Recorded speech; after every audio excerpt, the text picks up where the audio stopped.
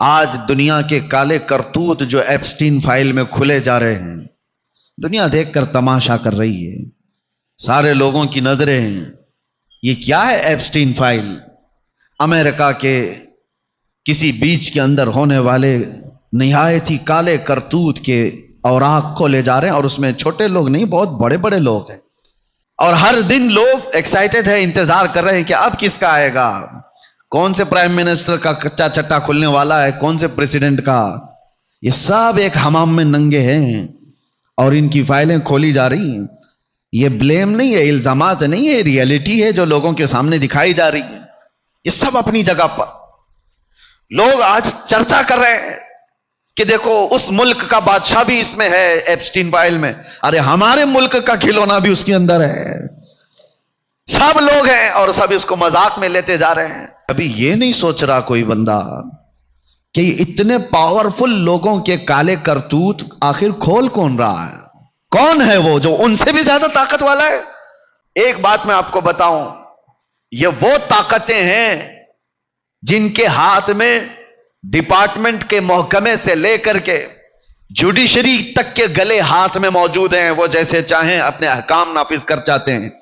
تو دیکھا آپ نے، ارے پورے کے پورے الیکشن کھا جائیں، ویسے لوگ، طاقتور لوگ اپنے گندے اور کالے کرتوت کو آخر کیوں کھول رہے ہیں اور کھولنے کیسے دے رہے ہیں؟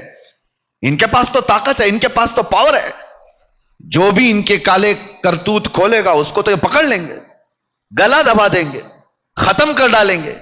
لیکن ایک بات میں آپ کو بتاؤں، یہ کوئی اور نہیں کھول رہا، یہ خود وہی لوگ کھول رہے ہیں۔ ہاں، کوئی اور طاقت نہیں ہے۔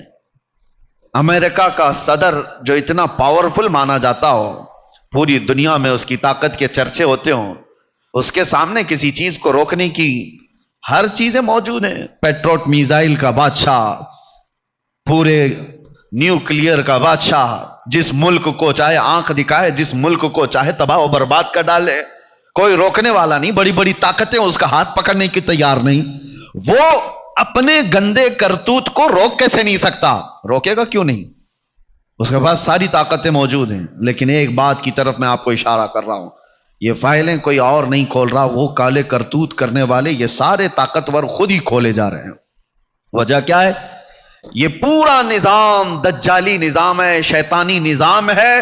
یہ مائنڈ پروگرامنگ کی جا رہی ہے کہ بڑے بڑے لوگوں کے زنا کے کالے کرتوت دیکھ کر عام آدمی پھر یہ سوچنے لگ جائے کہ بڑے بڑے لوگ جب 12 سال کی بچیوں سے بلاತ್کار کر سکتے ہیں تو ہم کیوں نہیں کر سکتے؟ دھیرے دھیرے یہ دماغ بنایا جائے، دھیرے دھیرے عام لوگوں کے درمیان زنا کو عام کر دیا جائے۔ اور مجھے وہ بات یاد آتی، اللہ کے رسول صلی اللہ علیہ وسلم نے ارشاد فرمایا، قیامت کے قریب تم دیکھو گے زنا کو اتنا عام کر دیا جائے گا جیسے کتے اور گدھے راستوں پر جوڑا کھاتے ہیں۔ انسان اس طرح سے عام راستوں پر زنا کیا کریں گے اور لوگ ان کو دیکھ کر یوں ہی گزر جائیں گے۔ یہ وہی منظر تو ہے آج، ان کے کالے کرتوت سب دیکھ کر کے لوگ ہنس کر کے آگے فارورڈ کر دیے، ہو گیا ختم، یا تو پھر ڈیلیٹ کر دیا یا شیئر کر دیا۔ یہ مزاج بنایا گیا ہے آج۔ الشیطان یعیدکم الفقر ویأمرکم بالفحشاء، قرآن میں اللہ فرماتا ہے شیطان تمہیں بے حیائی کی دعوت دے گا، تمہیں محتاجی کی طرف بلائے گا۔ یہ بڑا نظام ہے میرے عزیزو۔ ان خبیثوں کا ایک ہی مقصد ہے، خدائی نظام کو توڑ دینا۔ اللہ کا جو نظام ہے، اس نے جو انسانوں کے درمیان نظام قائم کیا، اس کو توڑ دینا ہے، ختم کرنا ہے۔ اس پر ہر طرح کی ممکن کوشش کی جاتی ہے۔ اللہ کا نظام کیا ہے؟ تمہیں پاکیزہ حلال غذاؤں سے تمہیں رزق دیا گیا، اس نظام کو ختم کر دو۔ حلال و حرام کوئی چیز ہی نہیں، ہر چیز کھاؤ، ہر چیز کھاؤ۔ بلکہ میں آپ کو بتاؤں، یہ ایپسٹین فائل میں یہ بھی تک ظاہر کیا جا رہا ہے کہ یہ ظالم مردود طاقتور لوگ جن بچیوں کے ساتھ بلاತ್کار کرتے تھے ان کا پخانہ بھی کھاتے تھے، پیشاب پینے والے بھی لوگ تھے۔ اپنی خواہشات کو کوئی آدمی اس حد تک اگر کوئی غلیظ کرتا ہے تو یہ شیطانی نظام ہے۔ اللہ کا جو نظام قدرت ہے اس کو پارا پارا کر دو، ختم کر دو۔ شادی کا نظام ختم کرنا چاہتے یہ دجالی دنیا، نہیں، لیونگ ان لائف ختم کرو، شادی ودی کا نظام۔ جو پسند آئے اس کے ساتھ رہو، جب تک چاہے رہو، بچے ہو جائیں تو بھی کوئی بات نہیں، پھر نہیں ہو تو چھوڑ دو، دوسری رکھو۔ شادی کا نظام ہی ختم۔ یورپ میں ہزاروں بچے ایسے ہیں جن کو باپ کا پتہ ہی نہیں معلوم نہیں رہ گیا، کیونکہ ماں کئی لوگوں کے ساتھ رہی. ایسے ایک دو نہیں، ہزاروں بچے ہیں.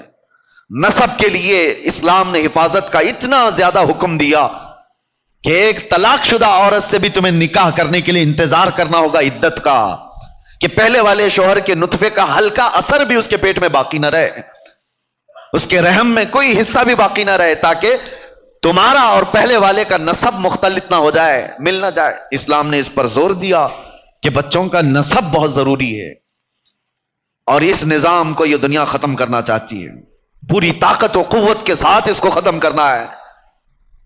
اور اسلام نے جو نظام سختی کے ساتھ دیا، مرد اب عورتوں سے نکاح کرے. قرآن میں اللہ تعالیٰ فرماتا ہے جو تمہیں اچھی لگے، ایک نہیں، دو نہیں، تین نہیں، 4 تک کی اجازت، واجب نہیں، اجازت کہ تم نکاح کرو. اور یہ دجالی نظام چاہتا ہے کہ یہ نظام ہی ختم کرے، مرد مرد سے شادی کر لے، عورت عورت سے شادی کرے.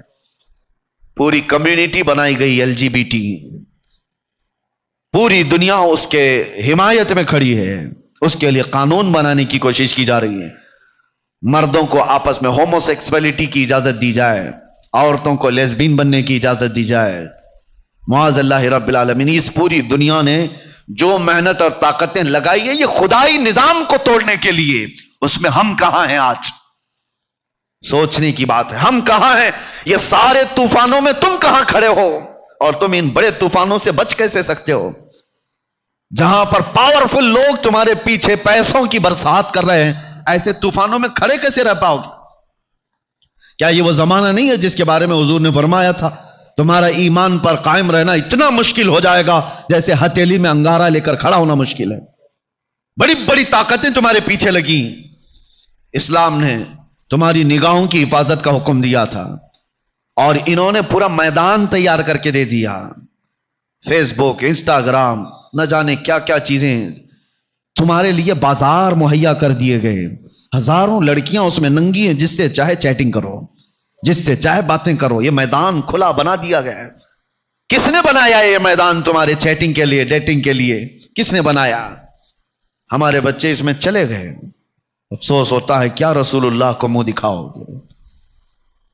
آج نوجوان یہ سمجھتے ہیں کہ یہ تو نئی دنیا کی بات ہے، نئے دوست بن رہے ہیں. کیا ہے؟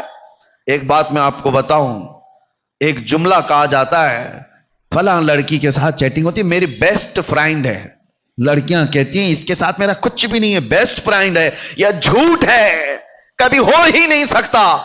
اللہ نے تمہیں حکم ہی نہیں دیا اس کا، بیسٹ فرینڈ کا. اجنبی کے لیے اللہ تعالی، اللہ کے رسول فرماتے ہیں جب ایک اجنبی مرد ایک اجنبی عورت کے ساتھ ہو تو تیسرا اس کے ساتھ شیطان ہوتا ہے. تمہیں یہ اجازت ہی نہیں دی گئی، لیکن دنیا نے یہ نظام بنا کر کے دیا ہے تمہارے سامنے، میدان بنا کر کے دیا ہے. کھیلو اس میں، ننگے ہو جاؤ. اور اتنا ننگا ہو جاتا ہے آدمی کہ خود اپنے آپ کو بھی، اپنے خاندان کو بھی، سب کو ننگا کر دیتا ہے.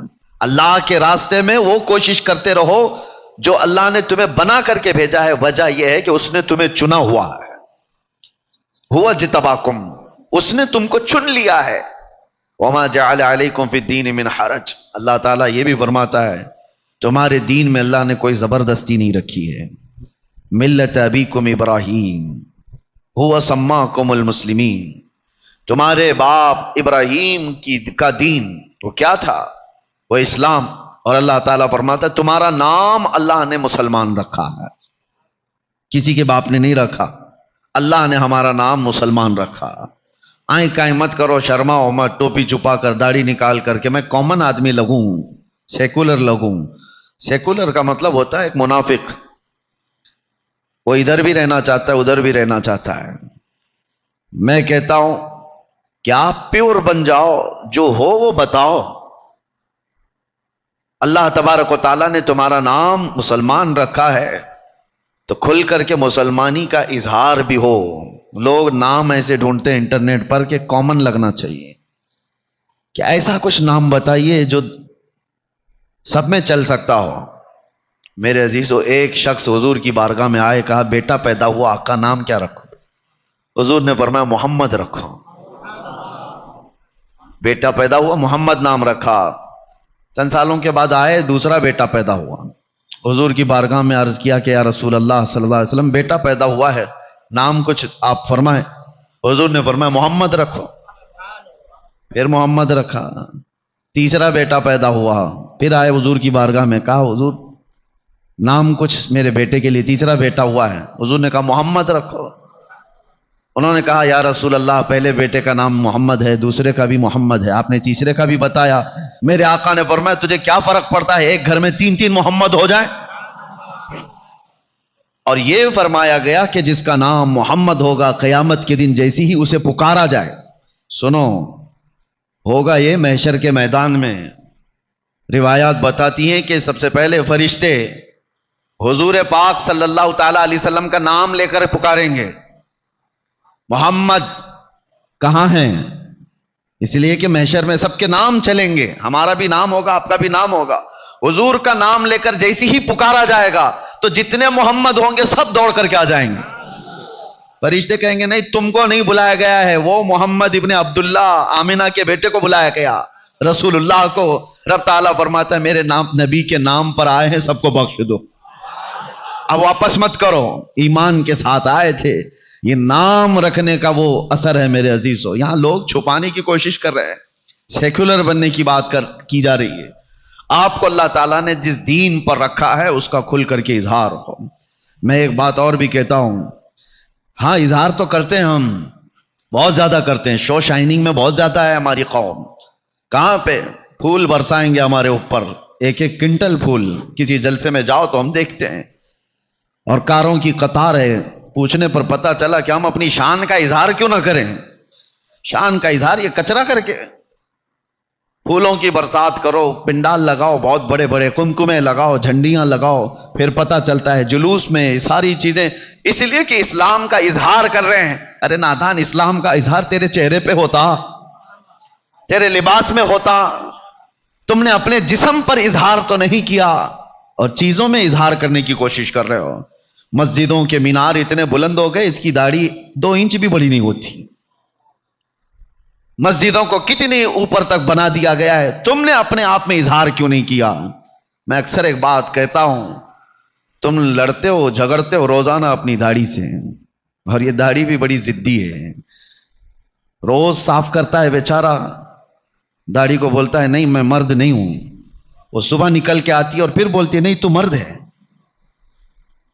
پھر وہ نکالتا ہے۔ اس کا جھگڑا تو زندگی بھر چلتا رہتا ہے، وہ ساتھ چھوڑتی نہیں اور یہ رکھتا نہیں۔ اس کو مذاق مت لو، یہ بات اس لیے میں عرض کر رہا ہوں کہ اللہ کے نبی صلی اللہ تعالی علیہ وسلم سے محبت کرنے والا دنیا داروں کے چہروں کو کیوں اپنانے لگ گیا؟ حضور سے محبت کرنے والے کو ڈر کس کا ہے؟ کس کا ڈر ہے؟ دنیا کا ڈر ہے کہ تمہیں دنیا تانا دے گی، یہ کیسے چہرے ہیں؟ مجھے بات یاد آتی ہے، مولانا علی برادران 2 لوگ تھے آزادی کے موقع پر، محمد علی جوہر اور شوکت علی۔ ناگپور میں گیا تھا، ایک بہت بڑے مفتی ہیں، انہوں نے مجھ سے کہا تھا کہ آزادی کے موقع پر یہ دونوں مولانا لوگوں نے ایک بڑی بات کہی تھی۔ کہا کیا؟ کہا 15 منٹ کے لیے وہ آئے تھے اور سارے مسلمان استقبال کے لیے گئے، اس وقت بھی حالات بڑے خراب تھے، سب جگہ پر تعصب بھرا ہوا تھا، مسلمانوں کے خلاف بڑی بڑی سازشیں چل رہی تھی۔ اس وقت لوگوں نے پوچھا کہ آپ قائدین ہیں، کچھ بتائیں کیا کرنا چاہیے؟ انہوں نے کہا بہت بڑی طاقت وغیرہ جمع کرنے کی ضرورت نہیں، 2 چیزیں پابندی سے کر لو، دیکھو پھر۔ کہا کیا 2 چیزیں؟ کہا کہ ان کی بات میں کہہ رہا ہوں، سارے جتنے لوگ ہیں سب لوگ داڑھی رکھ لو اور سب لوگ ٹوپی پہن لو۔ کہا اس سے کیا ہوگا؟ کہا تمہیں پتہ نہیں، اللہ نے اسلامی شکل میں وہ رعب عطا فرمایا ہے، وہ رعب عطا فرمایا۔ تم ہو کروڑوں کی تعداد میں لیکن دکھتے کہیں نہیں، تم کامن بن کر کے جی رہے ہو، سیکولر بن کر کے جی رہے ہو، اپنے دین کو چھپا کر جی رہے ہو۔ اور دیکھو ہزاروں کے مجمع میں 4 سکھ بھی ہوں گے تو لگتے ہیں کہ ہاں سکھ برادری کے لوگ ہیں، کیونکہ انہوں نے اپنی شناخت کو برقرار رکھا، اپنی پہچان کو برقرار رکھا۔ وہ ہزاروں میں 4 بھی ہوں تو نظر آتے ہیں، اور تم لاکھ بھی ہو تو نظر نہیں آتے، پوچھنا پڑتا ہے نام کیا ہے تمہارا، وہاں سے بھی نہیں سمجھ میں آتا، اس نے راجو نام بتا دیا، وہ ادھر بھی ہے ادھر بھی ہے، سمجھ میں نہیں آیا تو باپ کا نام پوچھنا پڑتا ہے، باپ کا نام کیا ہے، اس نے ببلو بتا دیا۔ राजू से भी नहीं समझ में आया, बबलू से भी नहीं समझ में आया, इधर का है कि उधर का है, दादा तक जाना पड़ता है। क्या ये हमारी पहचान है? अल्लाह के रसूल सल्लल्लाहु ताला अलैहि वसल्लम ने जिन सहाबा को अपने मुआशरे में रखा, अल्लाहु अकबर, उनकी पहचान क्या थी? एक रोमी बादशाह ने हुजूर सल्लल्लाहु ताला अलैहि वसल्लम के एक सफीर का कैसा इस्तकबाल किया था। एक सहाबी रोम गए हुए हैं और वहां के बादशाह से मुलाकात है, हुजूर का तर्जुमान बन करके गए, एम्बेसडर बन करके गए। रोम या दूसरा बेजेंटीन का किसी इलाके की बात है।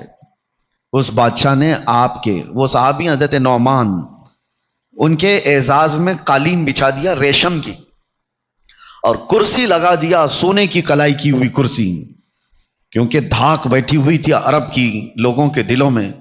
मोहम्मद रसूलुल्लाह सल्लल्लाहु अलैहि वसल्लम के सहाबा की फुतूहात सब जगह चर्चे में थी। जाहिर सी बात है उस वक्त इज्जत देने के लिए किया गया, रेशम का कालीन और सोने की कलाई की हुई कुर्सी लगाई गई। वो सहाबी रसूल के इस्तकबाल में, हुजूर के नहीं, हुजूर के तर्जुमान, हुजूर के सफीर, जैसे ही वो आए उन्होंने देखा, अपनी तलवार से उन्होंने वो कालीन को उठा के फेंक दिया, जमीन पर चल करके आए, कहा कि इस पे कदम नहीं रखूंगा, हटा दिया गया। अरे रेड कारपेट आज किसके लिए नहीं बिछाया जाता है? उस जमाने में रेशम का कालीन का मतलब होता है सबसे महंगी कालीन उनके लिए बिछाई गई। फिर जब सोने की कुर्सी पर बैठने का वक्त आया तो उन्होंने उसको भी धक्का देकर गिराया, आम सादा कुर्सी मंगवाई, उस पर बैठे। तो वो वक्त का जो बादशाह था उसने कहा कि इतना गुरूर है आप लोगों के अंदर, इतना एटीट्यूड, हमारी दी हुई चीजों का इस्तेमाल ना करना, ये क्या है? हजरत नौमान ने कहा एटीट्यूड, गुरूर, तकब्बुर नहीं है। बात दर हकीकत यह है कि मेरे नबी सल्लल्लाहु अलैहि वसल्लम ने मर्द को रेशम का इस्तेमाल हराम फरमाया, और गोल्ड का, सोने का इस्तेमाल मेरे नबी ने मर्दों के लिए हराम फरमाया है। इसलिए मैंने तुम्हारे रेशम का भी इस्तेमाल नहीं किया, तुम्हारे सोने का भी इस्तेमाल नहीं किया। कहने वालों ने कहा वो अरब के रसूल हैं, आप कहां है? वो यूरोप में आए हो, वो अरब में बैठे हुए मदीने में हैं और तुम यहां पर हो। उस सहाबी ने क्या खूब जवाब दिया था, उन्होंने कहा हमारा दीन वो नहीं है कि बाजारों में अलग और मस्जिदों में अलग, हम मदीने में भी मोहम्मद के गुलाम हैं, यूरोप में भी मोहम्मद के गुलाम हैं सल्लल्लाहु अलैहि वसल्लम। जिस इलाके में हैं हम इस्लाम का इजहार करते हैं। ये पासदारी थी, ये एहतराम था दीन का, वो लोग कामयाब थे। यहां पर लोग हमसे ये भी कहते हैं हजरत जहां जैसे जाएं वैसी बात करना चाहिए। हाँ, जिस पार्टी में जाए वैसा लहजा इख्तियार करना चाहिए। देखो इन सब का माहौल वही है, सबका माहौल वही बनता चला गया। उनसे जब बात करते हैं तो सेकुलर बात करना चाहिए, इधर आए तो ऐसा लगता है इससे कट्टर कोई है ही नहीं, मुनाफिकत है। दीन इस्लाम तुम्हें लहजे के इस्तेमाल का तरीका तो बताता है, लेकिन मुनाफिकत नहीं सिखाता, मुनाफिकत नहीं सिखाता। अल्लाह ने तुम्हें इस रुए जमीन पर चुना है तो प्यूरिटी के साथ जियो। जो शनाख्त मेरे नबी ने तुम्हें दिया, इससे बेहतर आइडेंटिटी कोई हो ही नहीं सकती, कोई नहीं हो सकती। सरकार मुफ्ती आजम हिंद रहमतुल्लाह ताला अलैह के जमाने में एक वक्त ऐसा आया कि आप सुन्नत तरीके से खाना खा रहे थे, तो आपके मुरीद और खलीफा ने कहा कि हुजूर जमाना बहुत तरक्की कर चुका, आप चाकू चम्मच से खाने का वक्त आ गया है, कांटे और चम्मच से लोग खाते हैं, इस तरह से खाने का तरीका आ गया है, तो क्या हम अपने आप को बदल नहीं सकते? वो मुत्तकी परहेजगार लोगों का हाल ये था, उन्होंने कहा कि हर जमाना मेरे रसूल का है, हुजूर का तरीका पुराना हो ही नहीं सकता। तुमने कैसे कहा कि नबी पाक की सुन्नत ये पहले की है, अब नया तरीका आ गया? सरकार मुफ्ती आजम कहते हैं अल्लाह ने मेरे नबी को कयामत तक का रसूल बनाकर भेजा है, हर जमाना रसूल का है, उनकी सुन्नतें कभी पुरानी नहीं हो सकती। ये तो आज के लोग हैं जिन्होंने हुजूर सल्लल्लाहु ताला अलैहि वसल्लम के तरीकों को ये समझा। फिर मैं ये पूछता हूं, अगर हुजूर की सुन्नतें पुरानी हैं तो हमें देखने को लोग क्यों तड़पते रहते हैं? हम कौन सी दुनियादारों के तरीके पर अब चल रहे हैं? हम आज के दौर में चाहे तुम्हारा जितना भी फैशन हो, हमने देखा है हुजूर पाक सल्लल्लाहु ताला अलैहि वसल्लम की सुन्नत का अगर अमामा पहन ले तो लोगों की निगाहें उठ करके इज्जत से देखती है। یہ ہر زمانہ حضور پاک صلی اللہ تعالی علیہ وسلم کا ہے. اسی لیے میرے عزیزو، قرآن میں اللہ تعالیٰ نے جو فرمایا اس کی طرف آؤ. وَجَاهِدُوا فِي اللَّهِ حَقَّ جِهَادِ. اللہ نے تمہیں جس مقصد کے لیے دنیا میں بھیجا اسی مقصد پر کاربند رہو، اس کی کوشش کرتے رہو، کہیں شیطان تمہیں دوسری طرف نہ کھینچ لے. پوری دنیا خدائی نظام کو توڑنے میں پوری طاقت خرچہ کر رہی. فیس بک اور انسٹاگرام، یہ واٹس ایپ کے جو سوشل سائٹس بنائی گئی، جانتے ہیں یہ ملین میں نہیں بلین ڈالرز کے ہیں. یہ ہلکے پھلکی قیمت کے نہیں ہیں، کروڑوں روپیوں کے خرچ کے بعد یہ چیزیں بنی ہیں. اور ایک دو نہیں، کروڑوں لوگ اس کے اندر موجود ہیں، اس کے سبسکرائبر ہیں. کیوں دنیا تمہیں یہ پلیٹ فارم بنا کر کے دے رہی ہے؟ کبھی سوچا آپ نے؟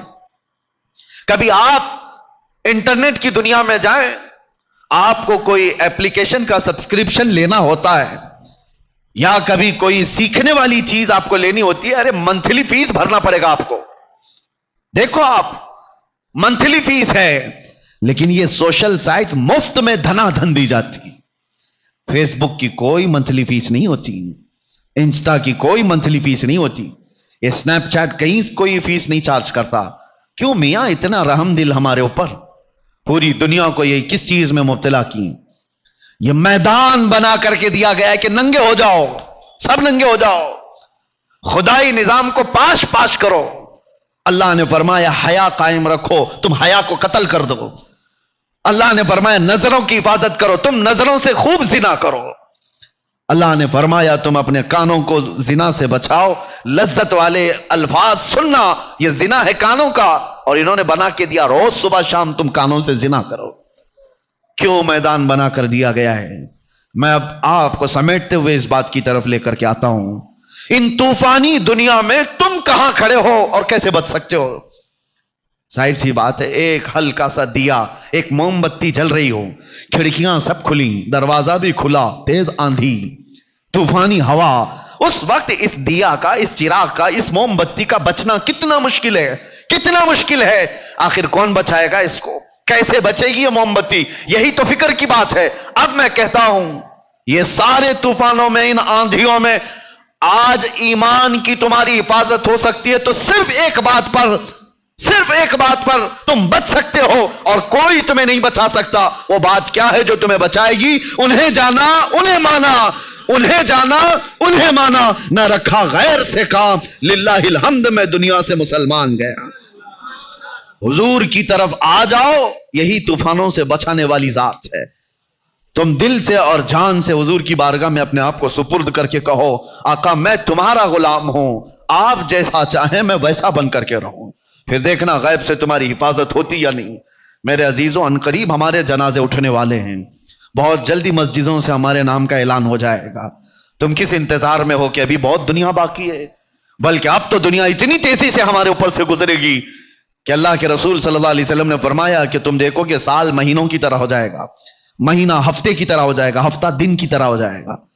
یہ اب سال بہت تیزی سے گزرنے والے ہیں. پہلے وقت میں برکت ہوا کرتی تھی، اب وقت میں برکت بھی نہیں، سب اٹھا لی جائے گی. ہم نے دیکھا ہے یوں چلتے چلتے کچھ نوجوان ہمارے آس پاس تھے، ارے آج آ کر کے لوٹ کر کے دیکھیں تو داڑیاں سفید ہو گئی، ان کے بال سفید ہو گئے، جوانی یوں تیزی سے گزر کر چلی گئی. اور اب وہ وقت بھی آ جائے گا جب ملک الموت دستک دے رہا ہوگا، موت کا فرشتہ تمہارے گھر آ چکا ہوگا. اس لیے میں کہتا ہوں اپنے آپ کو عیش و عشرت میں اتنا مبتلا کر کے نہ رکھو کہ جب تمہاری روح نکالنے کا وقت آئے تو کسی گناہ کے اڈے سے آپ کو نہ اٹھایا جائے. جب آپ کے دنیا سے جانے کا وقت آئے تو منہ چھپا کر جانے کی نوبت نہ آئے. آج لے ان کی پناہ، آج مدد مانگ ان سے، کل نہ مانیں گے قیامت میں اگر مان گیا. حضور پاک صلی اللہ تعالی علیہ وسلم کی طرف سے ہر جگہ یہ اعلان کیا جا رہا ہے، ہر جگہ اعلان کیا جا رہا ہے. قرآن میں رب تعالیٰ فرماتا ہے محبوب اپنے غلاموں سے کہہ دے میرے پیچھے چلو. اگر وہ آپ کے پیچھے چل بھی لیں اللہ فرماتا ہے یحببکم اللہ، اللہ ان سے محبت کرے گا، اللہ ان سے محبت کرے گا. رب تبارک و تعالیٰ فرماتا ہے یہ اللہ کے محبوب ہو جائیں گے. اسی کو آیت نے کہا وجاہدوا فی اللہ حق جہاد، اللہ کے راستے میں اتنی محنت کرو جو بننے کا اللہ تعالیٰ نے تمہیں حکم دیا. اب کس پہ محنت کر رہا ہے آدمی؟ چہرے پر پاؤڈر لالی سے، باڈی پر کس پہ محنت کر رہا ہے؟ ارے میں تو ان نوجوانوں کو دیکھا فجر میں 5 بجے اٹھ کر جیم جا رہے ہیں، اور بڑے بڑے ہتھوڑے اٹھا رہے ہیں، کیا کیا ڈمبل اٹھا رہے ہیں، اور بڑی محنت کے ساتھ پسینے میں شرابور ہو کر کے آ رہے ہیں، کیا کر رہے ہیں؟ باڈی بنا کر کے آ رہے ہیں، اور گزرتے چلے گئے اور 2 رکعت نماز پڑھنے کی توفیق نہیں ملی، فجر کی 2 رکعت نہیں پڑھ سکے۔ تم بڑے طاقتور ڈمبل اٹھا کر کے آئے اور پتہ نہیں کتنی محنت والے ورک آؤٹ کر کے آ رہے ہیں جسم بنانے کے لیے۔ اللہ تو فرما رہا ہے اس کے راستے میں وہ بننے کی کوشش کرو جو بننے کے لیے تمہیں بھیجا گیا۔ تم نے جسم پر محنت کی، میں اس کے خلاف نہیں ہوں، ورک آؤٹ کرنا غلط نہیں ہے، جسم کی حفاظت کے لیے خیال کرنا غلط نہیں، کرو، روز کرو، ارے 6 گھنٹہ جم کرو، آپ کو منع کس نے کیا؟ لیکن تمہاری روح کو اتنا بیمار نہ کرو کہ اندر سے بدبو آنے لگ جائے، روح کو اتنا غلیظ نہ کر دو گناہوں سے کہ تمہاری آنکھوں سے حیا ختم ہو جائے، تمہارے دل کے اندر گندگیوں کی آماجگاہ ہو جائے۔ جسم بناؤ، لیکن ایسا جسم بناؤ جیسے خالد بن ولید کا تھا۔ ہاں، وہ رسول اللہ کے وہ غلام تھے۔ ارے آج کا کون جوان ہے، لاؤ کوئی باڈی بلڈر۔ خالد بن ولید رضی اللہ تعالیٰ عنہ ایک ہاتھ میں تلوار اٹھاتے تھے تو 35 کلو کی تلوار تھی، دوسرے ہاتھ میں ڈھال پکڑتے تھے تو 40 کلو کی ڈھال ہوتی، اور ایسے میں لڑتے بھی تھے، یہ نہیں کہ اٹھا کر کے چل رہے ہیں، ارے 35 کلو کی تلوار اٹھا کر کے ضرب لگائے، کوئی بچے گا کیا سامنے والے کا؟ 35 کلو کی جب وار پڑے اور وہ بھی فل سپیڈ میں، بچے گا کیا؟ وہ طاقت تھی۔ خالد بن ولید کی شکل اور ان کا حلیہ اگر معلوم کرو تو کون سے کاجو بادام کھاتے تھے، وہ کون سا معجون کھاتے تھے، ان کو کون سا وے پروٹین دیا جاتا تھا؟ سوچا کبھی، پوچھا کبھی خالد بن ولید کی طاقت کا حال؟ بلکہ وہ خود کہتے میرے پورے جسم میں ایک بالشت جگہ بھی باقی نہیں جہاں زخم نہ لگاؤ، زخم نہ لگا۔ اور جنگ موتا میں وہ کہتے ہیں 9 تلواریں میرے ہاتھ سے ٹوٹی، وہی 9 تلواریں ٹوٹی، اور پوری زندگی میں 125 جنگیں لڑی ہیں۔ تم نے اتنے میچ نہیں کھیلے ہوں گے، اور وہ جان کی بازی لگانے والے سیف اللہ المسلول۔ اور قسم خدا کی میں آپ کو کہہ رہا ہوں، حیرت ہوتی ہے پڑھ کر کے کبھی تاریخ، ایک جنگ میں بھی شکست کبھی نہیں لی، لیکن راز یہ تھا کہ وہ اپنے امامے کی حفاظت کرتے تھے۔ جنگ میں ایک بار امامہ گر گیا، ایک کافر نے گردن پر تلوار رکھ دی، آپ نے تلوار کی طرف توجہ نہیں کی، پکڑی کی طرف توجہ، اٹھا کر کے لائے۔ وہ ڈر گیا کہ میں مار سکتا تھا، گردن اڑا سکتا تھا، یہ تو ٹوپی اٹھانے گیا۔ اس نے پوچھا کہ تم خالد بن ولید ہی ہو، سپہ سالار اسلام ہو؟ جنگ کے حالات میں ایسا کون کرتا ہے کہ گردن بچانے کی بجائے ٹوپی بچانے چلا جائے؟ خالد بن ولید نے کہا میرا یقین یہ ہے میں اپنے طاقت کے بل بوتے نہیں لڑتا، اس ٹوپی میں رسول اللہ کے 3 منہ مبارکہ ہیں، اس امامے میں رسول اللہ کے 3 منہ مبارکہ ہیں، اس نسبت پر فخر ہے جو خالد کو سیف اللہ بنا چکی ہے۔ عزیزان گرامی وقار، وہ صحابہ تھے، فخر کرتے تھے تو نسبت مصطفیٰ پر، ان کے پاس طاقت و قوت تھی تو نسبت مصطفیٰ سے، انہوں نے راج کیا ہے، حکومتیں کی ہے تو نسبت مصطفیٰ سے۔ عمر ابن خطاب رضی اللہ تعالیٰ عنہ یہی تو کہتے ہیں 36 لاکھ اسکوائر کلومیٹر پر تنہا حضرت عمر کی نگرانی تھی، اور وہ بھی ایسی نگرانی کہ مدینے میں بیٹھے ہیں اور ملک شام میں ایک ماں اور بیٹی دودھ میں پانی ملانے سے ڈر رہے ہیں، اور کہتی ہے بیٹی ماں سے، ماں پانی مت ملانا دودھ میں، عمر کی حکومت ہے، عمر ابن خطاب کی حکومت ہے، ان کی خلافت ہے۔ یہ کہاں سے آتا ہے یہ پاور؟ انہی سے سنو۔ حضرت عمر کہتے ہیں میری حیثیت تو اتنی ہے کہ میں خطاب کا بیٹا عمر، بچپن میں مجھ سے 2 بکریاں نہیں سنبھلی جاتی تھی، میرا باپ مجھے روز مارتا تھا، لیکن جب تک بکے نہ تھے تو کوئی پوچھتا نہ تھا۔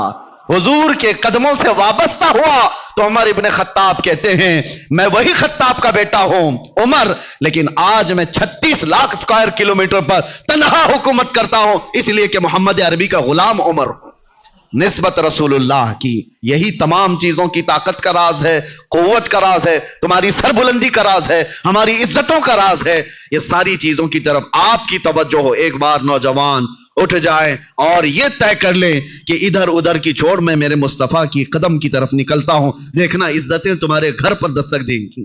لوگ آج بھی اس انتظار میں ہیں کہ وہ جوان کہاں چلا گیا جس کے چلنے سے محلے میں خوشبوئیں آیا کرتی تھی، وہ جوان کہاں چلے گئے جن کی باتیں سننے کے لیے لوگ کان کھڑے کیا کرتے تھے۔ آج لوگ اپنے دروازے کیوں بند کر لیتے ہیں عیاش نوجوانوں کو دیکھ کر کہ ان کے گزرنے سے کہیں ہماری بیٹیوں کی عزت نہ پارا پارا ہو جائے؟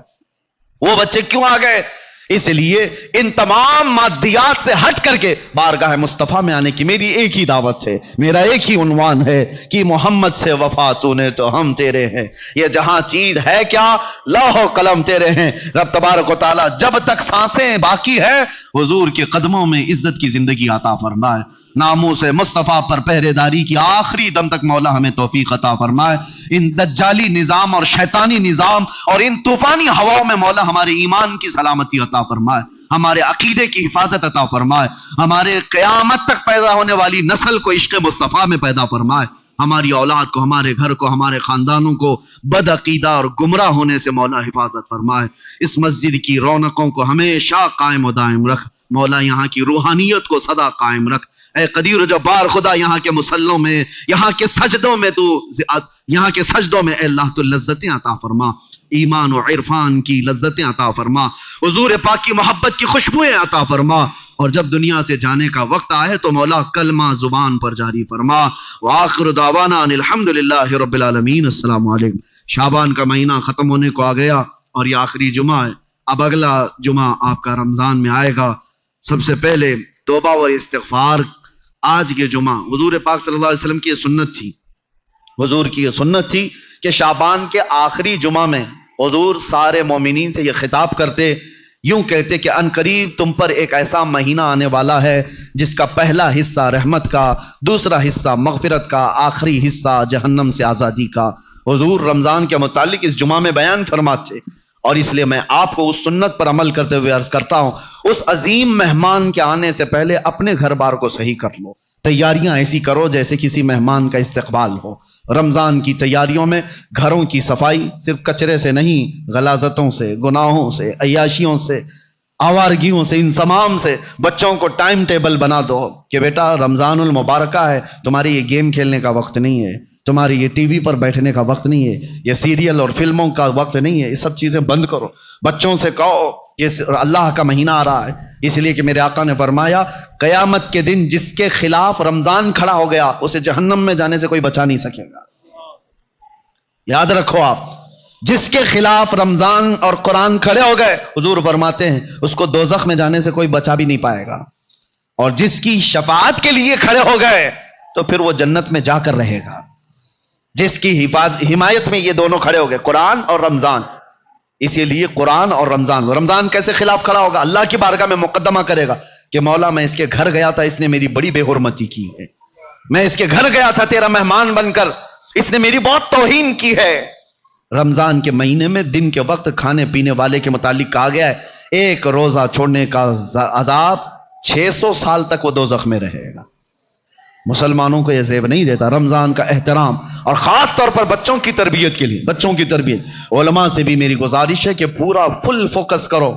ہم یہاں ہوتے تھے یا جب بھی میرے الحمدللہ میرا معمول ہے رمضان میں فل پیکج، صبح سے لے کر رات تک ہم تو مصروف ہی رہتے تھے۔